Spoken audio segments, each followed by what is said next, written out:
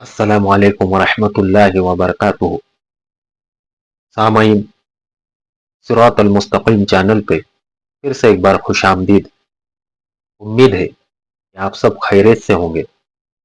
آپ سے گزارش ہے کہ اگر آپ اس چینل پہ نئے ہیں تو چینل کو سبسکرائب کریں، آڈیو کو لائک کریں، زیادہ سے زیادہ شیئر کریں اور بیل آئیکن پہ کلک کریں تاکہ آپ کو نئے آڈیو کی نوٹیفیکیشن ملتی رہے۔ اللہ آپ کو بہترین بدلہ دے۔ شمشیر بے نیام، حضرت خالد بن ولید رضی اللہ عنہ کی داستان شجاعت، عنایت اللہ التمش۔ بسم اللہ الرحمن الرحیم۔ رسول کریم صلی اللہ علیہ وسلم نے اپنی فوج کی یہ حالت دیکھی تو آپ صلی اللہ علیہ وسلم سن ہو کے رہ گئے۔ آپ صلی اللہ علیہ وسلم بھاگنے والوں کے راستے میں کھڑے ہو گئے۔ آپ صلی اللہ علیہ وسلم کے ساتھ 9 صحابہ اکرام رضی اللہ عنہم اجمعین تھے۔ ان میں 4 قابل ذکر ہے، حضرت عمر رضی اللہ عنہ، حضرت عباس رضی اللہ عنہ، حضرت علی رضی اللہ عنہ اور حضرت ابو بکر رضی اللہ عنہ۔ مسلمانوں، رسول کریم صلی اللہ علیہ وسلم نے بلند آواز سے للکارنا شروع کر دیا، کہاں جا رہے ہو؟ میں ادھر کھڑا ہوں، میں جو اللہ کا رسول صلی اللہ علیہ وسلم ہوں، مجھے دیکھو، میں محمد صلی اللہ علیہ وسلم ابن عبداللہ یہاں کھڑا ہوں۔ مسلمان حضور کے قریب سے بھاگتے ہوئے گزرتے جا رہے تھے۔ آپ صلی اللہ علیہ وسلم کی کوئی نہیں سن رہا تھا۔ خالد بن ولید رضی اللہ عنہ کہیں نظر نہیں آ رہے تھے، وہ آگے کہیں بے ہوش پڑے تھے۔ اتنے میں قبیلہ حوازن کے کئی آدمی اونٹوں اور گھوڑوں پر سوار بھاگتے ہوئے مسلمانوں کے تعاقب میں آئے۔ ان کے آگے ایک شتور سوار تھا جن نے جھنڈا اٹھا رکھا تھا۔ حضرت علی رضی اللہ عنہ نے ایک مسلمان کو ساتھ لیا اور اس شتور سوار علم بردار کے پیچھے دوڑ پڑے۔ قریب جا کر حضرت علی رضی اللہ عنہ نے اس کے اونٹ کی پچھلی ٹانگ پر تلوار کا وار کر کے ٹانگ کاٹ دی۔ اونٹ گرا تو سوار بھی گر پڑا۔ حضرت علی رضی اللہ عنہ نے اس کے اٹھتے اٹھتے اس کی گردن صاف کاٹ دی۔ حضور صلی اللہ علیہ وسلم ایک ٹیکری پر جا کھڑے ہوئے۔ دشمن کے کسی آدمی کی للکار سنائی دی، وہ رہا محمد قتل کر دو۔ تاریخ میں ان آدمیوں کو قبیلہ ثقیف کے لکھا گیا ہے جو اپنے آدمی کی للکار پر اس ٹیکری پر چڑھنے لگے جس پر رسول اللہ صلی اللہ علیہ وسلم کھڑے تھے۔ صحابہ اکرام جو آپ صلی اللہ علیہ وسلم کے ساتھ تھے ان آدمیوں پر ٹوٹ پڑے۔ مختصر سے مارکے سے وہ سب بھاگ نکلے۔ ان میں سے کوئی بھی رسول اکرم صلی اللہ علیہ وسلم تک نہ پہنچ سکا۔ میں مالک بن عوف سے شکست نہیں کھاؤں گا، رسول اللہ صلی اللہ علیہ وسلم نے کہا۔ وہ اتنے آسانی سے کیسے فتح حاصل کر سکتا ہے؟ حضور صلی اللہ علیہ وسلم نے اپنی فوج کو بکھرتے اور بھاگتے تو دیکھ ہی لیا تھا، آپ صلی اللہ علیہ وسلم دشمن کو بھی دیکھ رہے تھے، بلکہ دشمن کو زیادہ دیکھ رہے تھے۔ آپ صلی اللہ علیہ وسلم کی عسکری حس نے محسوس کر لیا کہ مالک بن عوف اپنے پہلے بھرپور اور کامیاب وار پر اس قدر خوش ہو گیا ہے کہ اسے اگلی چال کا خیال ہی نہیں رہا۔ وہ اسلامی فوج کی بھگدڑ اور افراتفری کی پسپائی سے فائدہ نہیں اٹھا رہا تھا۔ حضور صلی اللہ علیہ وسلم کو توقع تھی کہ مالک بن عوف کی متحدہ فوج مسلمانوں کے تعاقب میں آئے گی، لیکن تعاقب میں دشمن کے جو آدمی آئے تھے وہ تعداد میں تھوڑے اور غیر منظم تھے۔ اس کے علاوہ حضور اکرم صلی اللہ علیہ وسلم نے اپنے ہراول دستے کو पीछे आते भी देखा था और आप सल्लल्लाहु अलैहि वसल्लम ने मालूम भी किया था कि हराविल के कितने आदमी शहीद और जख्मी हुए हैं।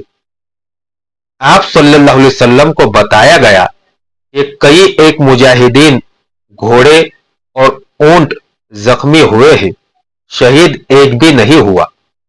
इससे रसूल करीम सल्लल्लाहु अलैहि वसल्लम ने यह राय कायम की कि यह दुश्मन तीर अंदाजी में अनाड़ी है और जल्दबाज भी है। इतनी ज्यादा तीर अंदाजी किसी को जिंदा न रहने देती। हुजूर अकरम सल्लल्लाहु अलैहि वसल्लम ने अपने पास खड़े सहाबा इकराम रज़ियल्लाहु अन्हुम अजमईन पर नजर डाली। आप सल्लल्लाहु अलैहि वसल्लम की नजर हजरत अब्बास रज़ियल्लाहु अन्हु पर ठहर गई। हजरत अब्बास रज़ियल्लाहु अन्हु की आवाज गैर मामूली तौर पर बुलंद थी, जो बहुत दूर तक सुनाई देती थी। जिस्म के लिहाज से भी हजरत अब्बास रज़ियल्लाहु अन्हु कवि हैकल थे। अब्बास रज़ियल्लाहु अन्हु हुजूर अकरम सल्लल्लाहु अलैहि वसल्लम ने कहा, तुम पर अल्लाह की रहमत हो, मुसलमानों को पुकारो, इन्हें यहां आने के लिए कहो। ए अंसार, हजरत अब्बास रज़ियल्लाहु अन्हु ने इंतहाई बुलंद आवाज में पुकारना शुरू किया, ए अहले मदीना, ए अहले मक्का, आओ, अपने रसूल सल्लल्लाहु अलैहि वसल्लम के पास आओ। हजरत अब्बास रज़ियल्लाहु अन्हु कबीलों के और आदमियों के नाम ले लेकर पुकारते रहे और कहते रहे कि अपने रसूल सल्लल्लाहु अलैहि वसल्लम के पास, अपने अल्लाह के रसूल सल्लल्लाहु अलैहि वसल्लम के पास आओ। सबसे पहले अंसार आए। इनकी तादाद मामूली थी, लेकिन एक को देखकर दूसरा आता चला गया। मक्का के कुछ दूसरे कबीलों के लोग भी आ गए। इनकी तादाद 100 हो गई। रसूल करीम सल्लल्लाहु अलैहि वसल्लम ने देखा कि कबीला हवाजन के बहुत से आदमी पसपा होते मुसलमानों की तरफ दौड़े आ रहे थे। आप सल्लल्लाहु अलैहि वसल्लम ने इन 100 मुजाहिदीन को दुश्मन के इन आदमियों पर हमला करने का हुक्म दिया। मुजाहिदीन उनके अकब से उन पर टूट पड़े। हवाजन के आदमी बौखला गए और मुकाबले के लिए संभलने लगे, लेकिन मुजाहिदीन ने इन्हें संभलने की मोहलत न दी। उनमें से बहुत से भाग निकले। उनके जख्मी और हलाक होने वाले पीछे रह गए। वो तो अचानक ऐसे हालात पैदा हो गए थे कि मुजाहिदीन में भगदड़ मच गई थी, वरना वो हमेशा अपने से कई गुना ज्यादा दुश्मन से लड़े और फातेह और कामरान रहे थे। उन्होंने देखा कि अब्बास रज़ियल्लाहु अन्हु की पुकार पर मुसलमान रसूल अकरम सल्लल्लाहु अलैहि वसल्लम के हुजूर इकट्ठे हो रहे हैं और दुश्मन मुसलमानों के छोटे से गिरोह के जवाबी हमले को भी बर्दाश्त नहीं कर सका। और उन्होंने ये भी देखा कि हवाजन और सकीफ उनके ताकुब में नहीं आ रहे, तो कई हजार मुजाहिदीन वापस आ गए। रसूल अकरम सल्लल्लाहु अलैहि वसल्लम ने उन्हें फौरन मुनज्जम किया और दुश्मन पर हमले का हुक्म दे दिया।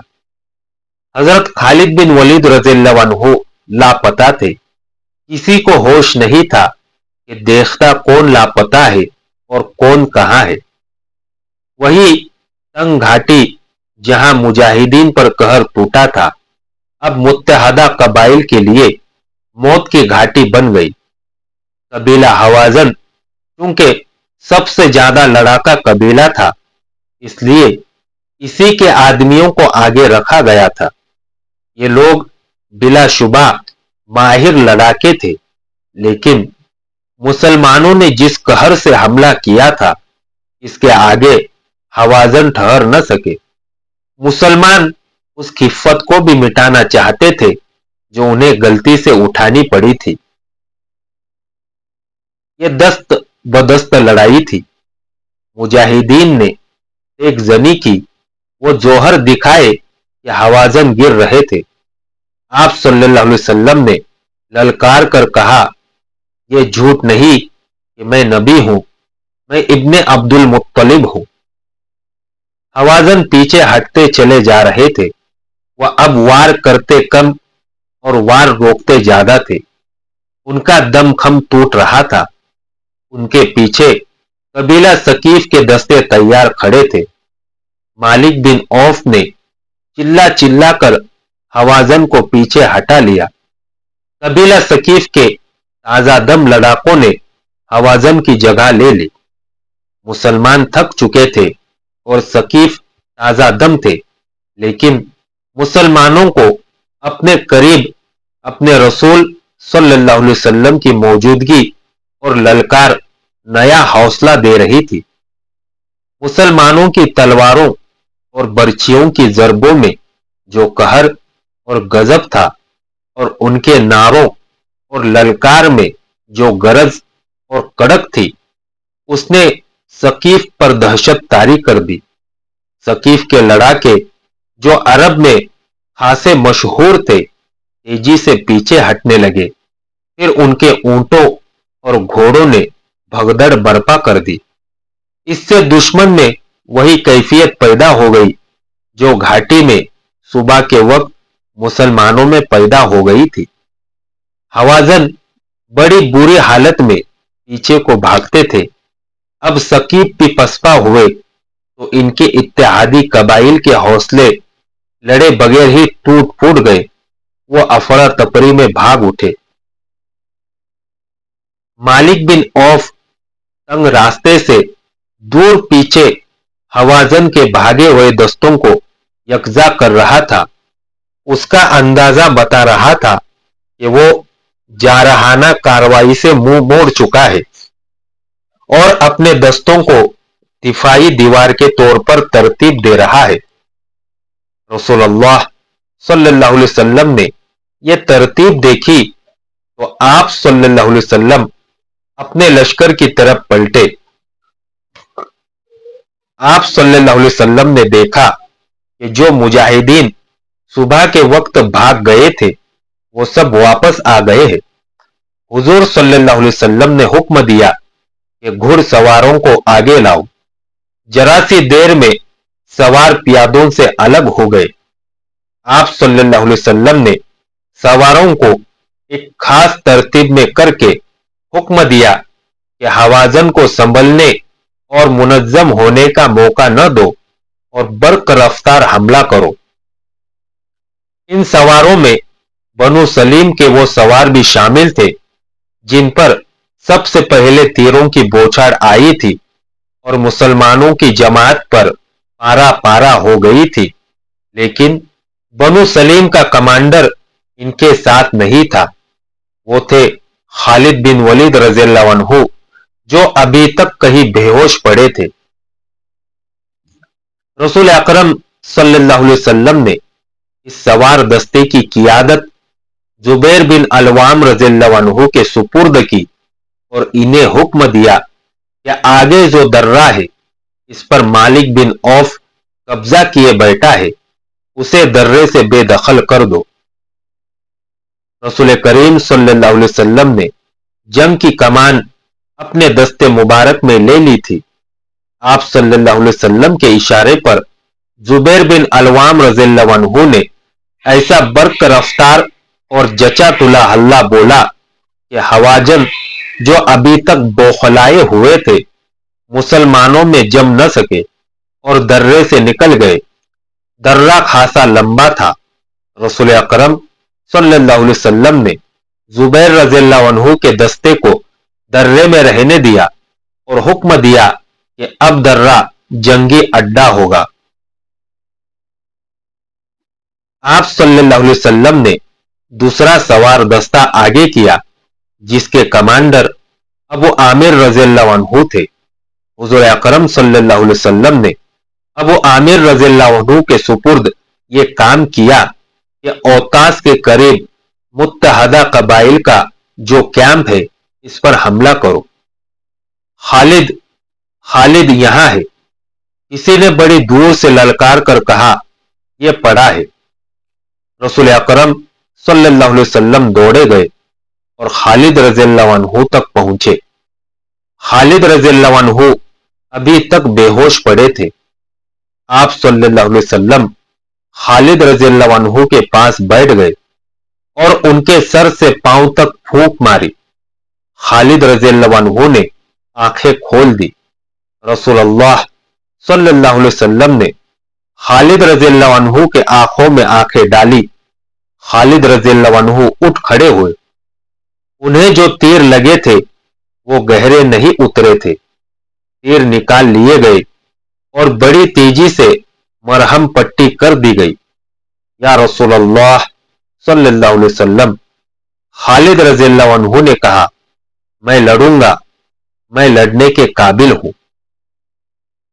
रसूल खुदा सल्लल्लाहु अलैहि वसल्लम ने खालिद रज़ियल्लाहु अन्हु के जिस्म में और इनकी रूह में सहर फूंक दिया था। आप सल्लल्लाहु अलैहि वसल्लम ने खालिद रज़ियल्लाहु अन्हु से कहा कि जुबैर रज़ियल्लाहु अन्हु के दस्ते में शामिल हो जाओ, तुम अभी कमान नहीं ले सकोगे। खालिद रज़ियल्लाहु अन्हु एक घोड़े पर सवार हो गए। उनके कपड़े खून से लाल थे। उन्होंने जुबैर रज़ियल्लाहु अन्हु से पूछा, क्या हुक्म है? जुबैर रज़ियल्लाहु अन्हु ने उन्हें बताया कि हवाज़न की खेमागाह पर हमला करना है जो ओतास के करीब है, लेकिन यह हमला अबू आमिर रज़ियल्लाहु अन्हु करेंगे। ओतास वहां से कुछ दूर था। मालिक बिन औफ ने हवाज़न के दस्ते को वहां से हटा लिया और इस अपनी खेमागाह के इर्द गिर्द फैला दिया था।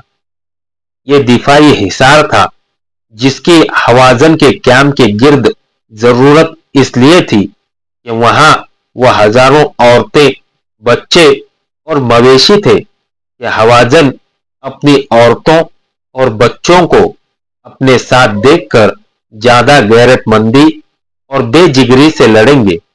मगर अब यह सूरत पैदा हो गई थी कि दुरैद बिन उसामा मालिक बिन औफ को बुरा भला कह रहा था कि उसके मना करने के बावजूद मालिक औरतों को साथ ले आया था। इनके लिए अब अपने अहल व अयाल और मवेशियों को मुसलमानों से बचाना मुहाल दिखाई दे रहा था। आज के लिए इतना ही काफी है। अगली दास्तान जानने के लिए हमारे साथ जुड़े रहिए और इस ऑडियो को ज्यादा से ज्यादा शेयर करना ना भूलें। दुआओं की गुजारिश। अस्सलामु अलैकुम व रहमतुल्लाह।